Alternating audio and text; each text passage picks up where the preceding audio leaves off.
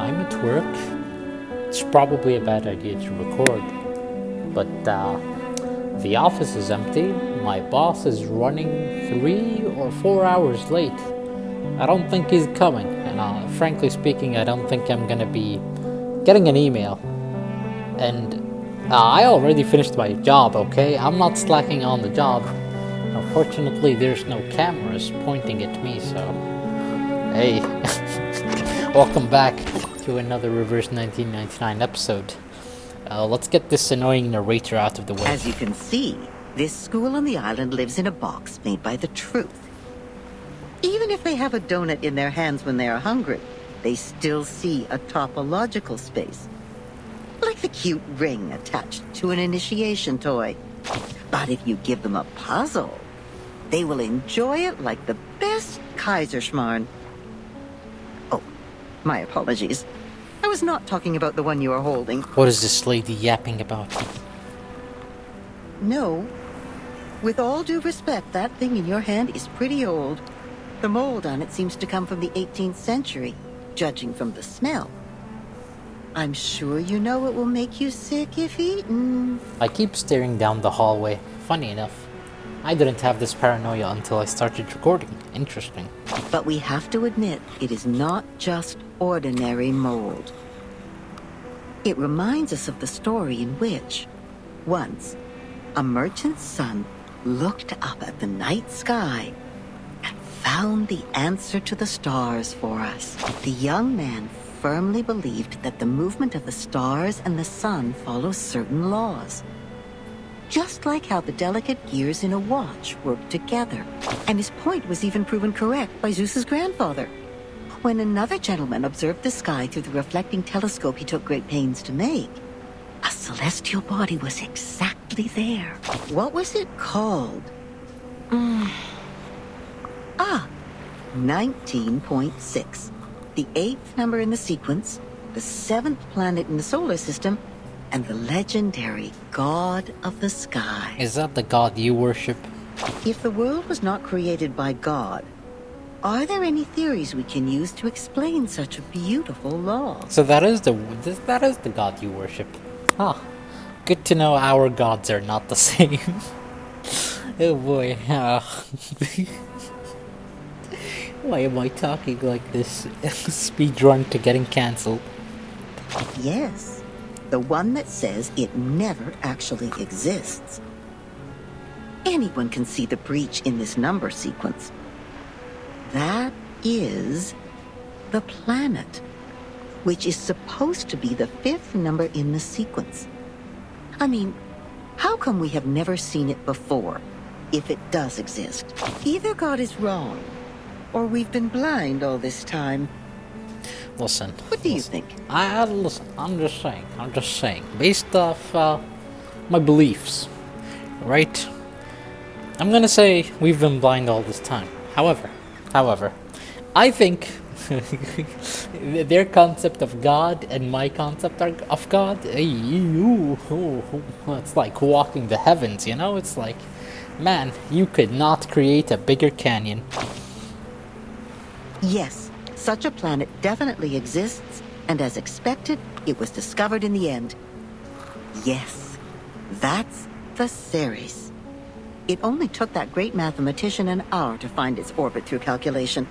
Yeah, you found God through calculation, or I guess you call a planet your God. Amazing. Truly. I don't want to insult other religions, but like, I'm just shaking my head in real life. Oh, what great astronomy. What great mathematics. What great creation. It was a beautiful dream, but it was still ended, eventually, by another discovery. The 8th planet. Not the Ceres, nor the Uranus, but a new planet. People found it through more precise astronomical data and calculation, proving that the number sequence found by the merchant's son was only a myth. Now we are clear of what we've been talking about. It's an unsolvable puzzle. It makes no sense from the very beginning. We found the Ceres because it happened to be there. It is real, and no one can deny its existence. In other words, We can perfectly prove the rationality of mathematics because we invented it. It's been a good dream, I suppose. Now, imagine that you are walking alone in the darkest valley ever, trying to drag your fragile body upward as much as possible before it is worn out.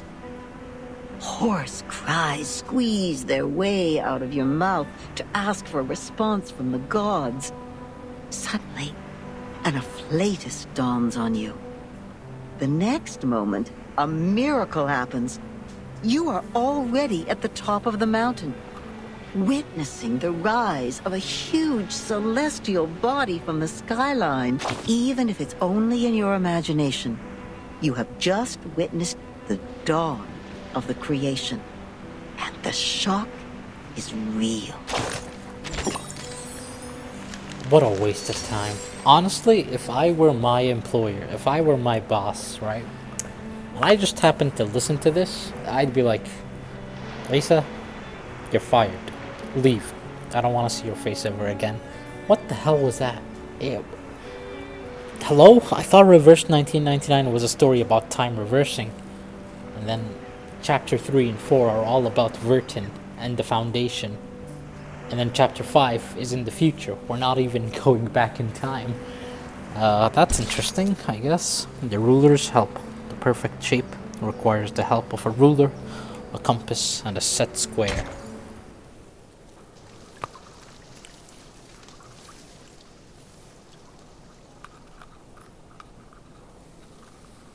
An old admonition is engraved here. Let no one ignorant of geometry or the irrational numbers enter. 37 told me you are the integers. She's the genius kissed by the god of truth. She can see our numbers and has never made a mistake. But I don't understand. Why would you break the silence at the meeting?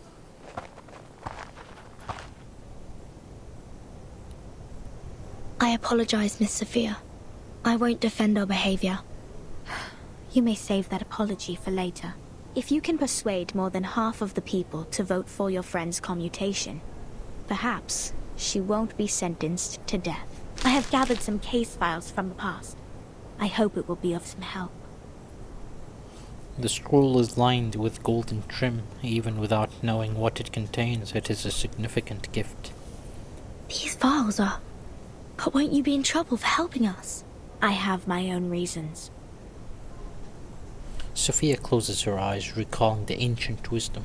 Integers are the living example of virtues, the standard of purification. It represents a soul existing in the world of forms, a true being. It is the floating points behind the decimal which dent the process of our overall purification. The evil. The ones who violate rules knowingly. The ones who turn a positive number into negatives. And a civil person, a criminal. The corrector who has no number sighs and looks away.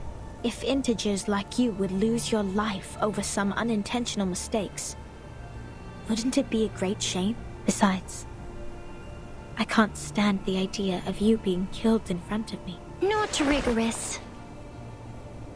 37 suddenly shows up behind Sophia like an apparition. By the way, 37's secret technique appearing where my father went to. She just appears out of nowhere.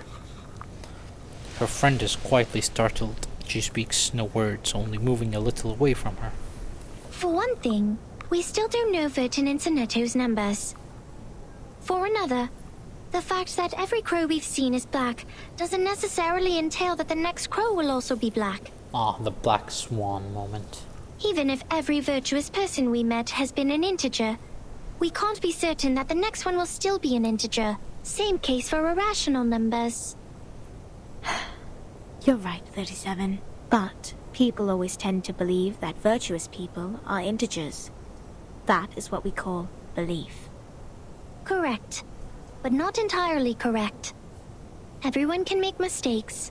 Numbers are just numbers. They are not associated with virtues. Unlike me, you're always right, 37. I don't know what differs us. Sophia sighs and shifts her gaze. Will you be at the assembly? Yes. Then I will leave them with you. I'm not qualified to set foot in the Hall of Truth. I have done poorly in receiving the guests. I will ask Six for my punishment after the assembly. Huh? You have to accept punishment for something that you didn't do. Sophia, save yourself before your reputation takes a hit. So you are not coming back to my laboratory? Neither will you help me review the calculation results or sort out the books? The scripture shall not be challenged. What's more, any students here can help you in the laboratory. It doesn't have to be me.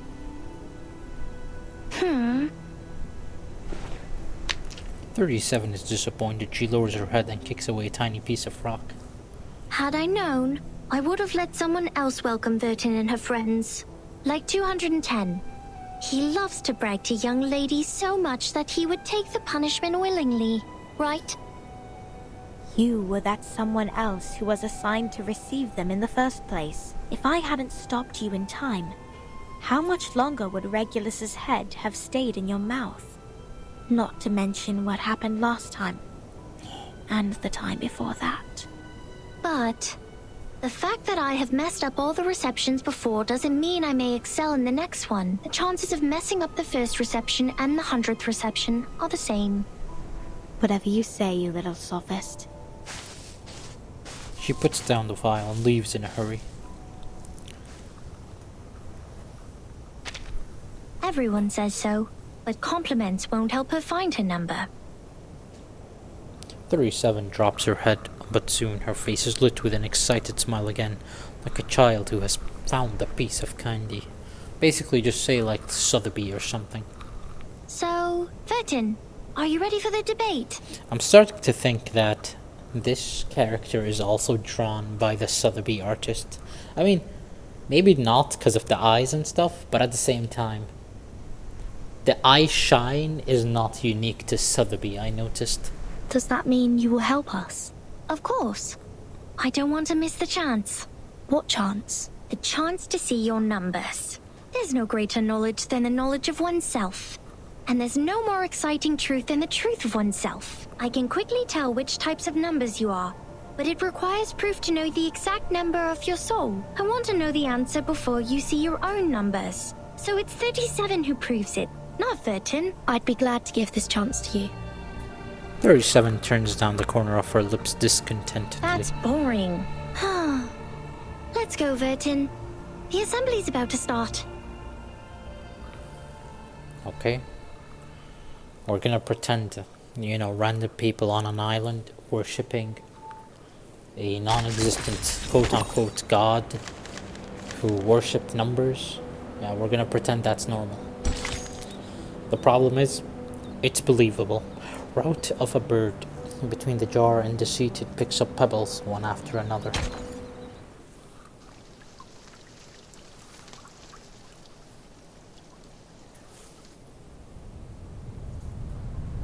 And we're back here. In pairs and dozens, the Apiron believers enter the venue. The plaintiff and the defendant are also seated. Don't worry, timekeeper. I'll defend myself. She looks pale, but she is gazing steadily at the front. Back in the Foundation, I once won a public debate of a similar nature. This is my duty. I won't let it get in the way of the team's investigation. Your voice doesn't sound really confident, Senator. But I wish you luck. Senator.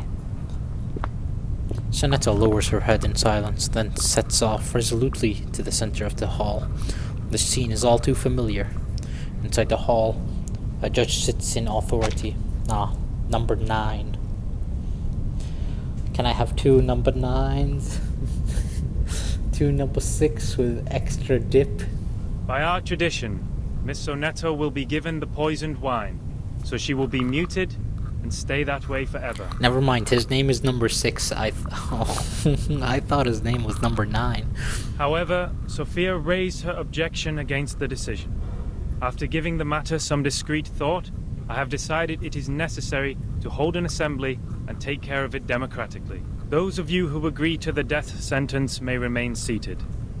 Those of you who wish to commute Miss Sonetto's punishment, please put your pebble into the pot in the middle of the hall. Now, Miss Sonetto, Miss Vertin, you may defend yourselves. Until the sand in this hourglass falls to the bottom. Hey man, listen, I hope you're playable. I like your art. Truly, this is a formidable war. Relax and take a deep breath. Do as the training taught you. I am Sonetto from St. Pavlov Foundation. I wish all the honorable audiences here would lend me their ears to hear my defense as a humanitarian gesture. What number are you? A sharp question is thrown at them from the auditorium. Defendant, the court requires an answer. What is your number? My guy points like, what is your god? Or who is your god? What? Me?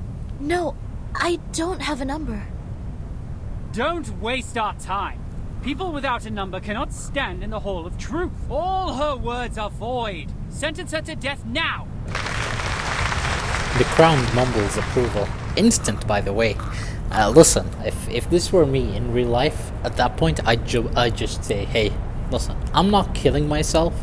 You're free to kill me, okay? Listen, if you want to kill me, kill me. I'm not killing myself. But at the same time, you are smoking. If you think I would want to coexist with such people, I would do everything in my power to leave this island. The judge knocks at the stone bell. 42's argument is valid. Defenders, what do you wish to contend? What kind of... Okay, you know what? Fair enough. We're playing by their laws, I assume. What? It's valid? Sonetto's face has gone pale. What she has prepared, formal justice, procedural justice, or the training she had, simply has no effect here. Yeah, because they're different laws.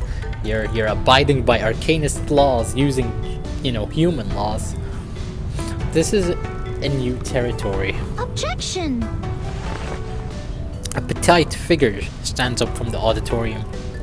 According to the record, the last time we inflicted severe punishment was in 1980 to a visitor who ate beans. He ate a carbuncle that feeds on beans. Then he was sentenced to death according to the set theory. In our scripture, eating beans is the most evil sin, which undoubtedly fits the most severe punishment.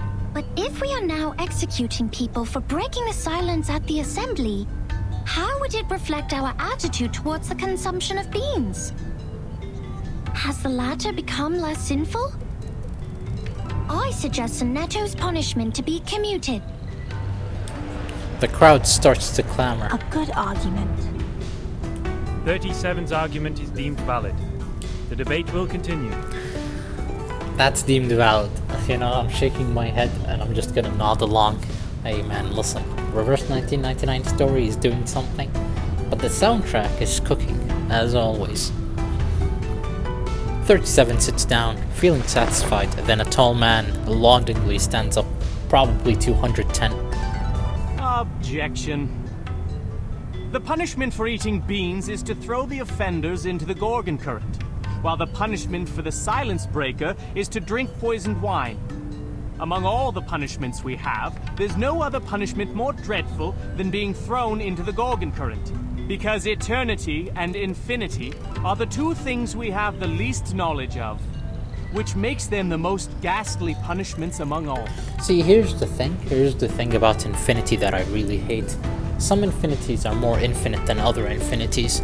So more than 1 equals infinity. So that means 1.001, 1.002, 1.003. Your infinity could be the number 3 or the number 4.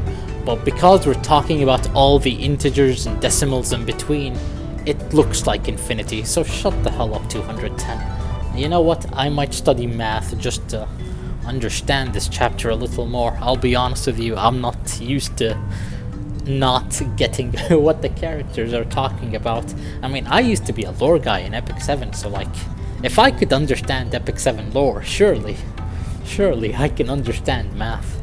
Giving her the poisoned wine doesn't make the consumption of beans less sinful. Her argument is invalid. He points at his head with that smug look on his face. The objection comes quicker than the knock on the first stone bell. Objection! Both of the crimes would fall into the same category if we are taking the punishment as a frame of reference, which is death. Objection! The two crimes in question are not commensurable, which makes your comparison invalid. The debate is heating up. The crowd is becoming restless. More and more pebbles are thrown into the pot. What's this? I'm completely lost in this irrational debate. Don't you dare use that word, Seneto. That's like going to someone's house, right? You're sleeping on their bed, and then you're like, damn, your bed's kinda crap. Even though you're homeless, you know? It's like, what am I even saying? My metaphor is more irrational. Hold on. Yeah, that's like going to your homeless friend and you're like, damn, you don't have a home? That's basically what she just said. I see. So that's how it was. No, please don't pretend you get it. Timekeeper? No, even Seneto's confused. Relax. I will help you. Calm down, raise your right hand. This is just a debate, it's not about reality. It's not just about justice, and it's not about reason. It's about winning. I object.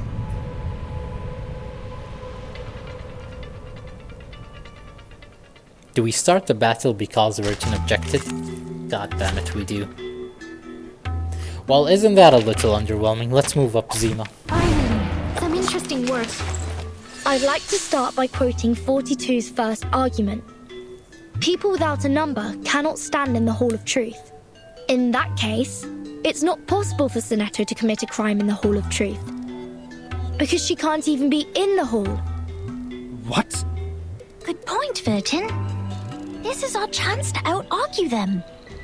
I'll be honest with you, I kinda wish I brought Eternity. I don't know how much damage Cornbloom can deal here, or how much she can take, so I'm gonna try to flick to get her max Moxie as soon as I can.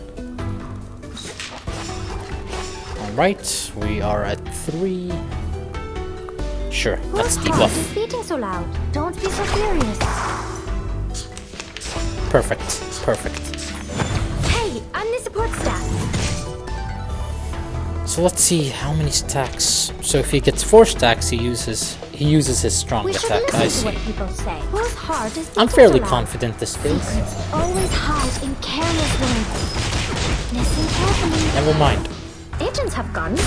It's called I am common not sense. confident. I thought the These are merely clumsy sophists. thing works. We've all seen her break the maxim. Objection! What you see cannot be submitted to the court as a transcendental fact. It's nothing but the fragments of the phenomenal world which can't be used in your argument. Objection sustained. Please, ladies and gentlemen, keep the debate logically consistent.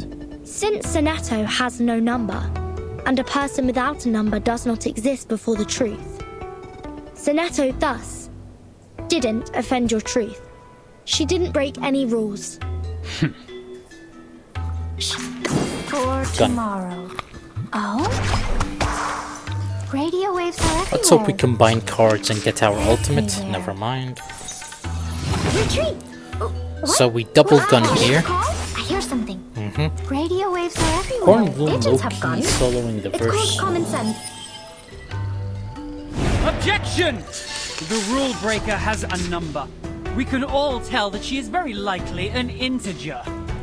Therefore, she should be identified as an unknown number, not void.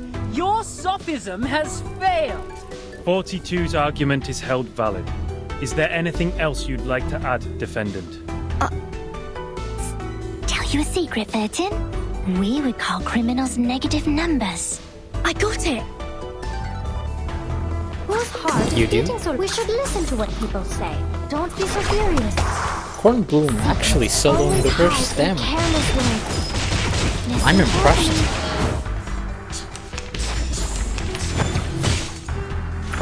Hey, Unfortunate. No. Almost. Relax, Furtin. Too far-fetched. You know what to do. Anyone offer your seat to the seniors?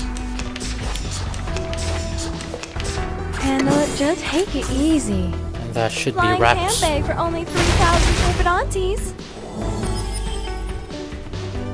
It is easy to prove Sonetto's innocence.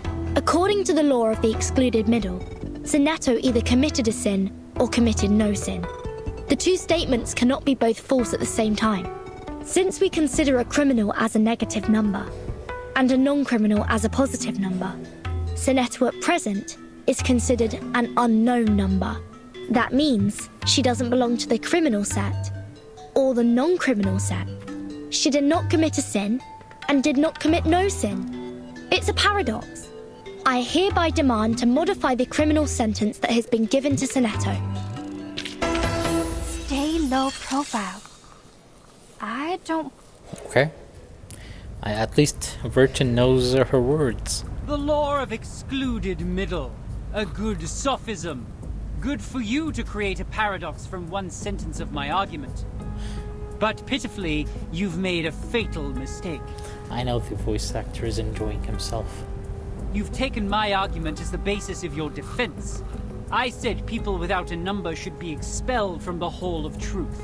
You don't have a number either, Miss Outsider. Based on my argument, which has also been approved by you, I argue that all your arguments are invalid. That's like going to an American court, right? You are a foreigner, and the judge is looking at you, and he's like, hey, you, foreigner. This local guy, this American, he's talking sense, whereas you might be presenting a good argument, but the fact of the matter is, your skin color is different, therefore you lose. There's no time left.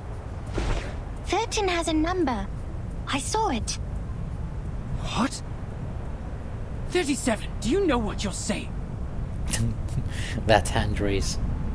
Yeah. I read her number. Just now. 13's number is 0. Get it? She's a timekeeper. She's not affected by numbers. Get it? Get it? Shake my head. Ah, we have 2 trials. Oh, come on, another narrator, really? Come closer. That's right. Take a few more steps and immerse yourself in the shadow, including that hat. You don't want those good ears to hear this private conversation.